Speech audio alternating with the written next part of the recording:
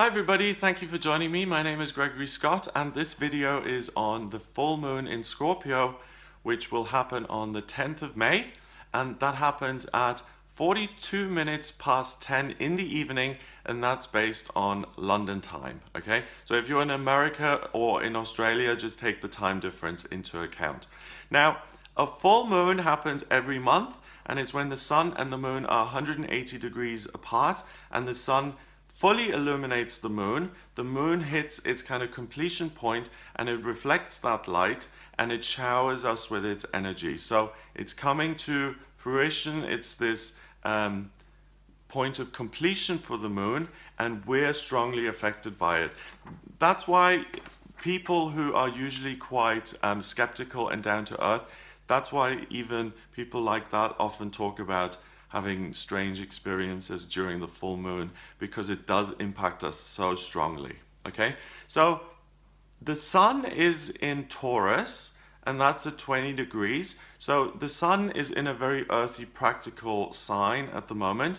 At 20 degrees, 1 and 2 is a relationship, and 20 reduces to 2 in numerology. So it's all about relationship and love. That's what the sun is kind of experiencing at the moment, and being practical and working with the earth and working with finances and being grounded and practical and all of those things.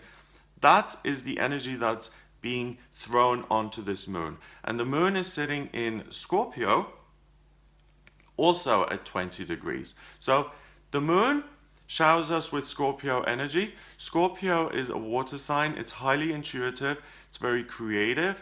But the main thing about Scorpio is that it's emotionally intelligent, and it's not afraid to go where other signs are afraid to go. It's willing to look at the taboo side of life. It's willing to look at the wounded self and to try and understand the wound so that there can be transformation and healing. Okay, Scorpio is ruled by the planet Pluto, which is all about transformation and the phoenix rising from the ashes. Okay, so this full moon is in Scorpio, so you're going to be feeling this emotional energy. You may notice that you understand the people around you better. You may notice that suddenly something just clicks within you and emotionally things just make sense, like, oh, that's why she's always like that, or that's why he's always behaved in that way. I get it now. So there's some sort of intangible emotional piece of information that clicks. You have that aha, eureka moment within your mind, especially when it comes to relationships. Okay, so Scorpio is about intense, very personal feelings that aren't on the surface level. Libra is much more about surface. Scorpio is about the hidden stuff. Okay, so if you're someone who is in a relationship and there's a problem and neither of you have spoken about it, this is a really good time for the two of you to sit together and to really address this very personal thing. Like, let's say for instance it's that when you first met, you were intimate 5 times a week, and now you've been in a relationship for 3 years and it's dropped to once a month. And that's the kind of thing that's often very tricky to talk about in relationships, because you don't want to put pressure on the other person, but you do want to express yourself, but you don't want it to be misunderstood. So those are the kind of things that this full moon in Scorpio is going to support you and help you with, because the emotional understanding is going to be within you, so you have more acceptance of what the other person is saying, and vice versa. They will be more open-minded and they will listen to you without making judgments as quickly as they usually would. The fact that it's at 20 degrees, so 2, means that this is about relationship, that this full moon is really about relationships and deepening and strengthening the connection. If you're single, this is a good time to date and to meet new people. Again, use that full moon energy. You will have a greater understanding of new people, of strangers, than you usually would, and you can trust the guidance and the messages that you're getting about other people, because Scorpio is intelligent and it is able to access that hidden taboo place within other people, and you'll be able to kind of get to the core of what you're looking for. Okay, so real emotional, real relationship insight. Also, if you're in a relationship and you've been considering whether this is the right relationship for you, the emotional penny kind of will drop around the time of this full moon. So wait until the full moon to make a decision, because your emotions are going to be crystal clear. You will know exactly, you know, I still do care, I'm going to work at this relationship, I'm going to make it work, or I'm not in love anymore, I need to move on. It becomes really, really clear. So that is the energy of the full moon. The moon relates to other things as well, though, which kind of add certain elements to this. Now, the first relationship it forms is a sesqui square, which means it's 135 degrees away from Venus, which is in Aries.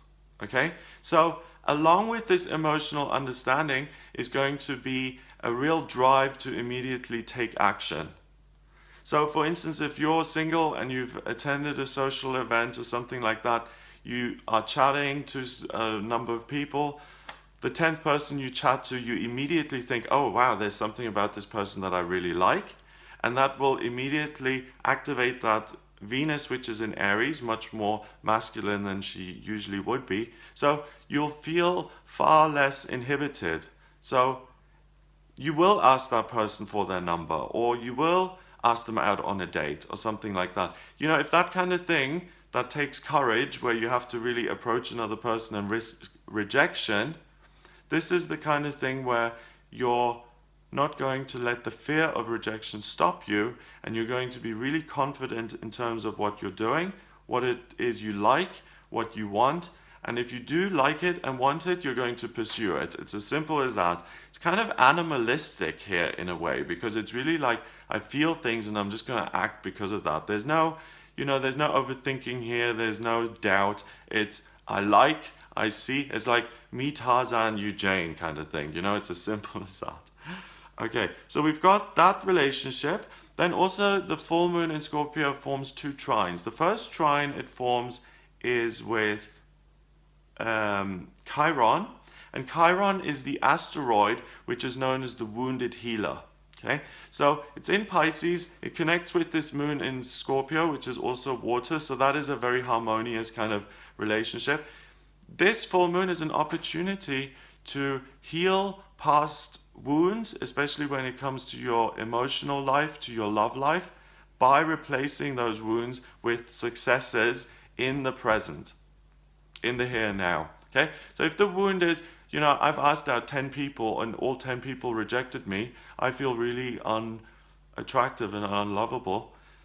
Doing it again on this day, asking out the 11th person on this day and getting a yes, saying, yeah, let's meet up on Friday for dinner, that will restore your confidence in a sense, because you have got a yes. Finally, what you've been trying to achieve has worked out, and you have now healed this wound, so to speak. The potential for a lack of self-confidence.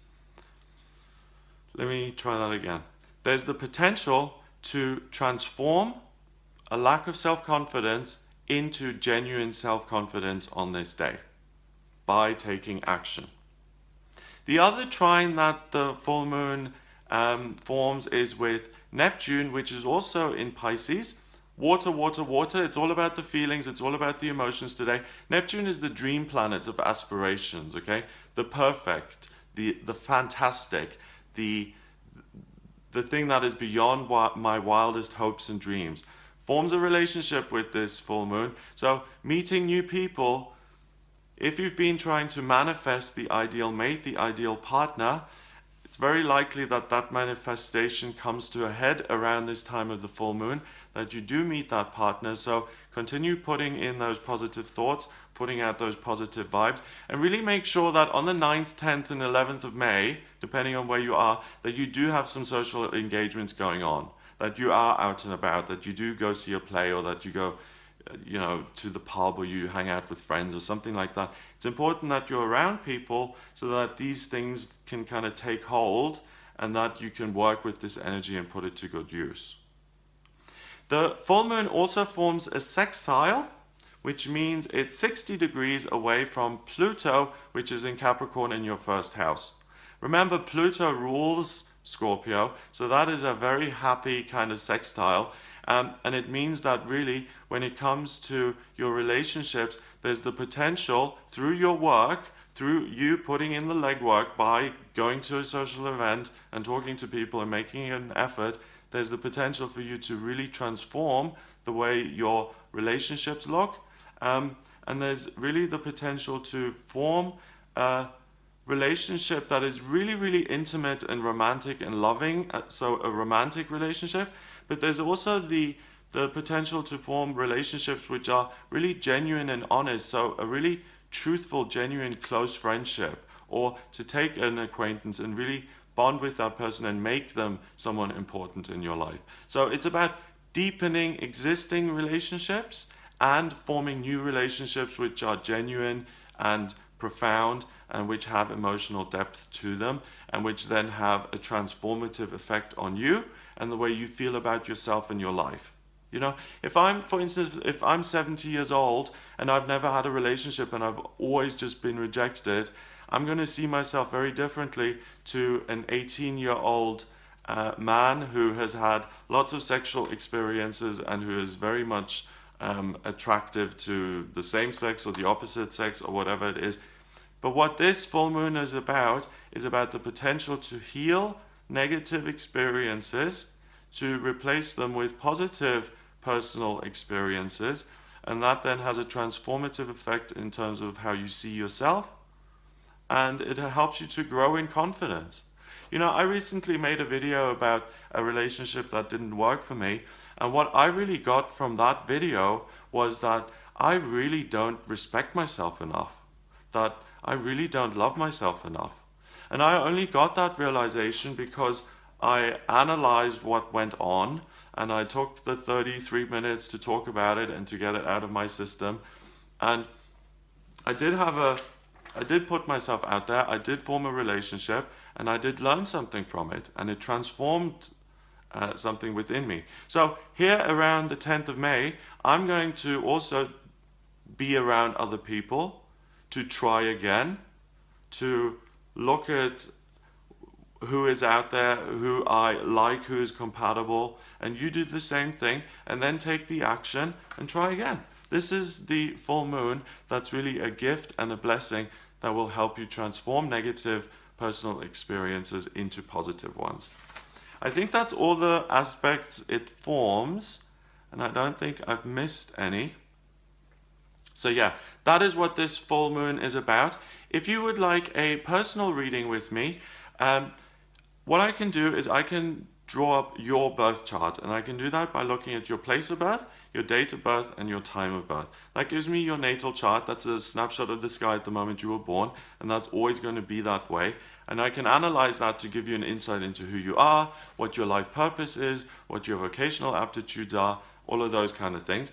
But I can also put these transits around your birth chart and see in what house this full moon falls for you specifically, and what area of life this really is most, or what area of your life is going to be most profoundly affected by this full moon.